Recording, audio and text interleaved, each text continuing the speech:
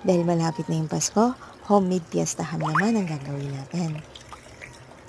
I-marinate natin ang 2 kilong pigi ng baboy sa curing salt at brown sugar, 2 kutsarang curing salt at 1 cup na brown sugar.